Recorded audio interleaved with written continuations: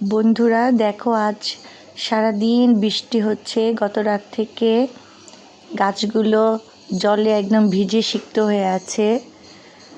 সেগুলো দেখো, আমার জামরুল গাছে ফুল এসেছে, গাছটা ভিজে সুন্দর এই আমড়া হয়ে আছে একটা, আবার আমড়া ফুলও এসেছে ছোট ছোট, এই ছোট ছোট আবার আমড়া। এই যে লাল পেয়ারা বৃষ্টিতে একটু বড় হয়েছে, আরও কতগুলো আছে। বাদরের ভয়ে লাল কাপড় দিয়ে বেঁধে রেখেছি।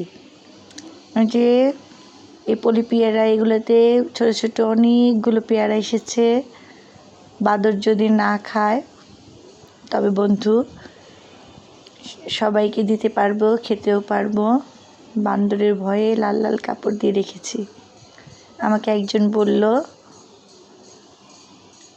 যে লাল কাপড় দিয়ে রাখলে বানর কম আসে। এই কিছু পাকা পাতা ছিঁড়ে ফেললাম, ওগুলো আমি গাছেই দিয়ে রাখি, সার হিসেবে পরে পচে সার হয়ে যায়।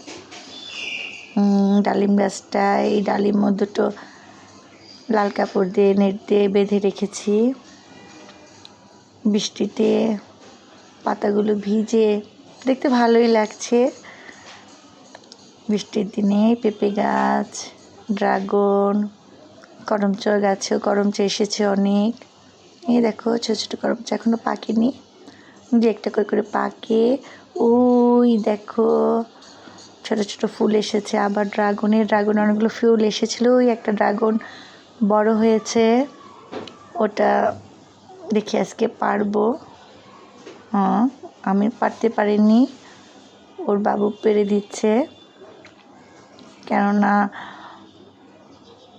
কাটা তো হাতে লাগে, মেথে পাওয়া যাবে। একটা অনেক ওজন হয়েছে, নিচে যে ঘরে যে মাপবো, মেপে তোমাদের জানাবো।